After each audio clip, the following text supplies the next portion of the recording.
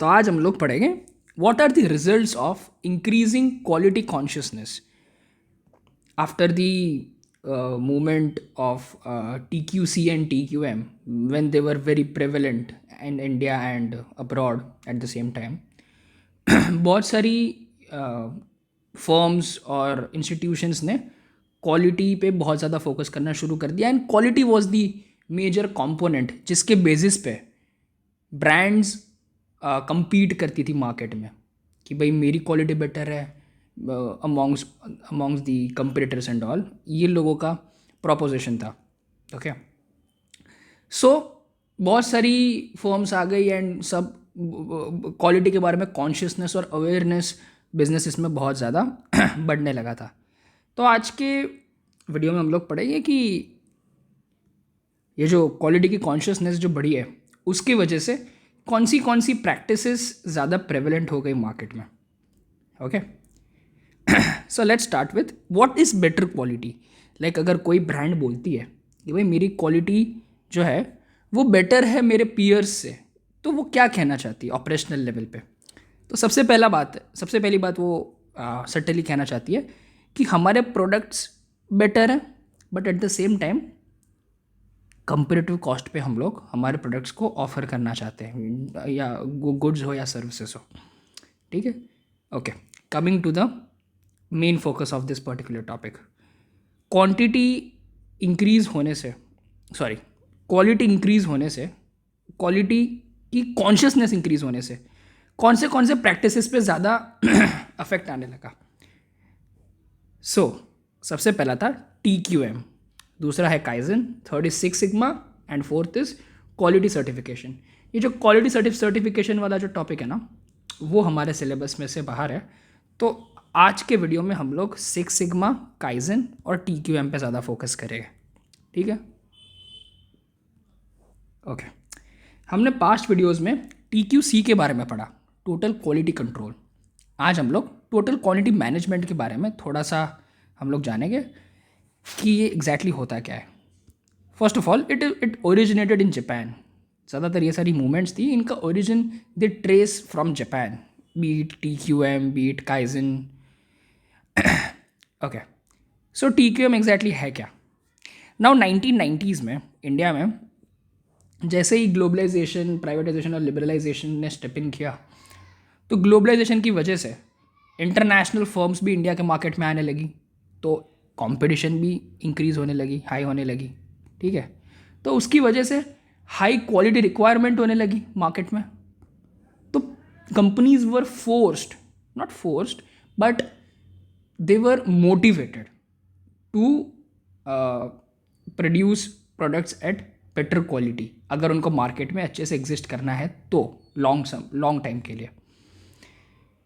Quality क्या चीज़ में वो लोग इंक्रीज कर सकते हैं. सबसे पहला तो जैसे कि हमने पास्ट वीडियोस में पढ़ा, marketing doesn't essentially just mean advertising but market research, product की डिज़ाइन की इंजीनियरिंग, फिर हम लोग मैन्युफैक्चरिंग करते हैं अलग अलग फेजेस में वो प्रोडक्ट की, और फिर वो प्रोडक्ट डिलीवर हो जाता है. उसके बाद वो प्रोडक्ट का मेंटेनेंस एंड ये सब चीज़ों के अंदर हम लोग को क्वालिटी इंप्रूव करनी पड़ेगी. ये फर्म्स को रियलाइज़ हुआ.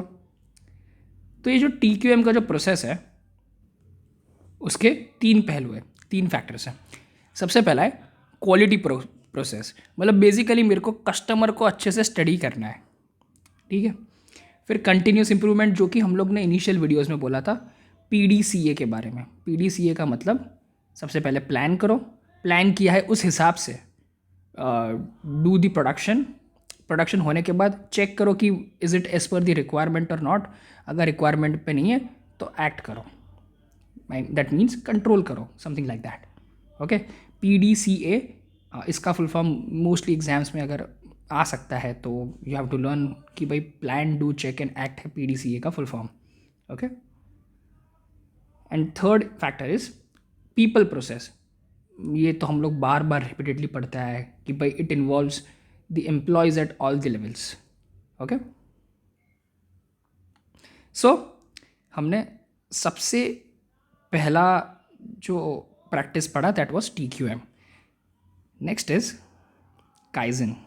काइजन से पढ़ने से पहले हम लोग देखते हैं कि भाई TQM जो है वो अडॉप्ट करने के लिए बैरियर्स क्या क्या है। लाइक कोई भी नई प्रैक्टिस होती है वो अडॉप्ट करने में थोड़ा सा फ्रिक्शन आता है। तो वो फ्रिक्शन थे क्या, क्या चीज़ की वजह से होते थे? सबसे पहले तो वो ऑर्गेनाइजेशनल लेवल पे बैरियर्स हो सकते हैं। हमने पास्ट वीडियोस में एक चीज़ पढ़ी कि अगर हमको TQM कोई भी चीज़ इंप्लीमेंट करनी हो तो हमें टॉप मैनेजमेंट से सपोर्ट इमेंस चाहिए, उनके पॉलिसी लेवल पे, स्ट्रैटेजी लेवल पे। अगर उधर से सपोर्ट नहीं होगा तो चीज़ें ऑपरेट ही नहीं होगी। That is lack of support from either of the management level, मतलब कोई भी मैनेजमेंट लेवल से, be top, bottom, mid.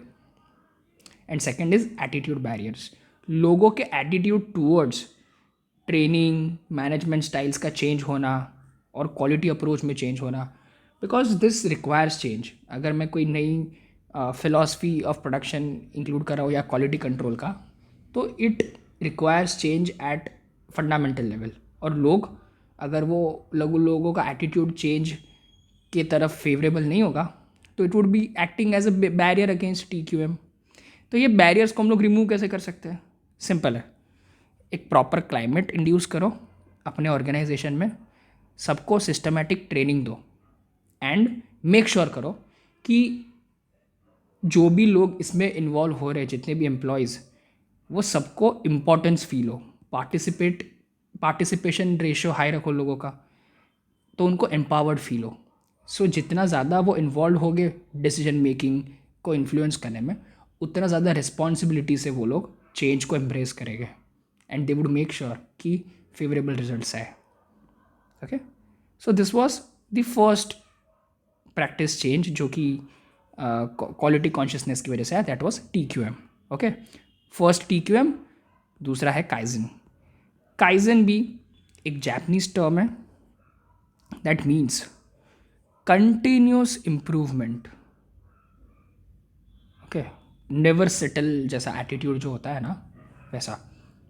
Okay, so basically kaizen means improvement over improvement, कि भाई आज का दिन कल से बेटर गया, परसों जो दिन रहेगा वो आज से भी बेटर होगा। मतलब इम्प्रूवमेंट तो करना ही है, बट कंटिन्यूसली और भी उसके ऊपर भी इम्प्रूवमेंट करते रहना है।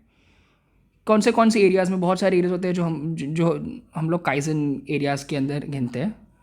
कस्टमर ओरिएंटेशन,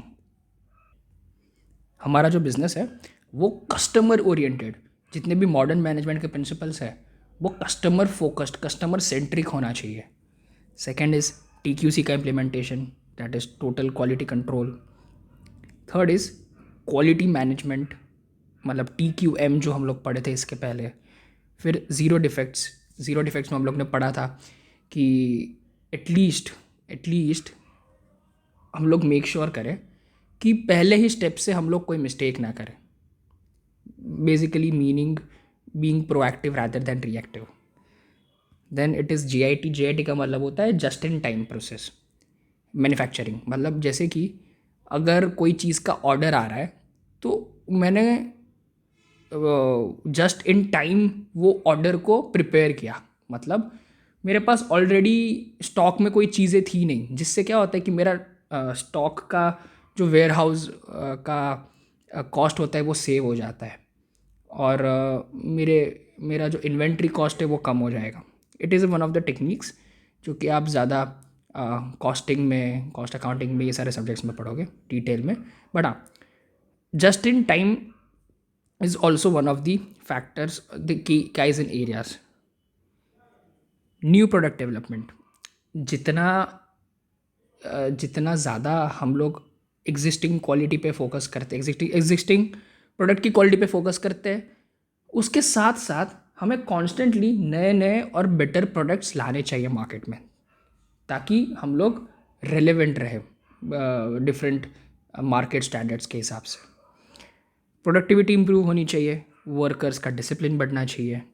सजेशन सिस्टम, मतलब जो एक्चुअल में प्रोडक्शन प्रोसेस में इन्वॉल्व है, कॉन्स्टेंटली मैनेजमेंट को उनसे सजेशंस सीख करने चाहिए कि भाई हम लोग कैसे इम्प्रूव कर सकते हैं। Small group activities, cooperative labour management relations. ज़्यादातर बड़ी बड़ी फैक्ट्रीज़ में लेबर यूनियंस, मैनेजमेंट यूनियंस जो होते हैं उसमें क्लैशेस होने के चांसेस रहते हैं, because of conflict of interest and things like that. But conflict तो होता है, बट कॉन्फ्लिक्ट को मैनेज कितने एफिशिएंसी से करते हैं, उससे मैनेजमेंट की क्वालिटी भी पता चलती है. सो लेबर और मैनेजमेंट के जो रिलेशंस है वो कोऑपरेटिव होने चाहिए, एक दूसरे के साथ कोऑपरेट करने चाहिए. ठीक है. अभी तुम बोलोगे कि भाई काइजन तो मतलब इनोवेशन ही हो गया. बेसिकली इनोवेशन भी वही होता है कि कॉन्स्टेंटली कोई चीज़ को इनोवेट करता रहना. बट एक थिन लाइन ऑफ डिफरेंस है काइजन और इनोवेशन में. Innovation is a very western concept, whereas kaizen is थोड़ा सा eastern concept, like Japanese concept है. ज़्यादा फ़र्क नहीं है दोनों में. दोनों बात करता है इम्प्रूवमेंट के बारे में, कॉन्स्टेंट इम्प्रूवमेंट के बारे में. काइजन इज़ थोड़ा सा स्मॉल लेवल पे है, मतलब इम्प्रूवमेंट धीरे धीरे क्वांटम लेवल पे.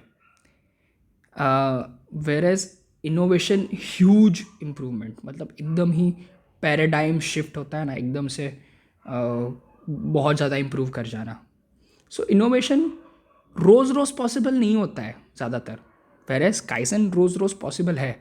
लाइक मैं रोज़ 1%, 2% से या फिर पॉइंट समथिंग परसेंट से इम्प्रूव कर सकता हूँ, whereas innovation is a significant improvement. Okay. So यही है basic difference. And now coming to the third point. देखो हमने पहले 2 पॉइंट पढ़े. सबसे पहला वॉज टोटल क्वालिटी मैनेजमेंट. उसमें हम लोग ने बैरियर्स पढ़े और वो बैरियर्स को हम लोग सॉल्व कैसे करते हैं वो हमने पढ़ा. सेकंड में हम लोग ने काइजन पढ़ा. एंड थर्ड में अभी हम लोग पढ़ने जा रहे हैं moving towards 6 sigma. Okay. Basically 6 sigma जो है ना वो एक स्टैंडर्ड है. सिग्मा का मतलब क्या होता है? Using statistical techniques to improve business processes. Sigma से हम लोग मेजर करते हैं कि मेरा बिजनेस कितना अच्छा है, कितना एफिशिएंट है, कितनी अच्छी क्वालिटी है मेरे बिजनेस की. अगर वो 6 सिग्मा है तो उसका मतलब है कि वो एक स्टैंडर्ड है. जैसे कि 6 सिग्मा जो है it was popularised bye general electrics, एक यूएस बेस्ड कंपनी है 1990s में. उसके बेसिक फीचर्स देख लेते हैं. सबसे पहला है called as DMAIC. Basically define करो सबसे पहले, फिर मेजर करो, फिर एनालाइज करो, फिर इम्प्रूव करो और कंट्रोल करो तुम्हारी क्वालिटी को. ठीक है.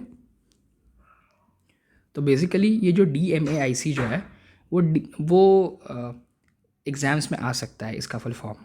Okay. Second is exactly sigma होता क्या है. देखो sigma is the statistical measurement of how well a business is performing. ये तो मैंने तुम्हें बताया. Statistical measurement of how well a business is performing. Business performing at 6 sigma. जो बिजनेस 6 सिग्मा पे परफॉर्म करते हैं ना, तो वो अगर 1 मिलियन अपॉर्चुनिटी है किसी के पास डिफेक्ट करने की, उसमें से वो अपॉर्चुनिटी में से सिर्फ 3.4 ही डिफेक्ट्स होते हैं.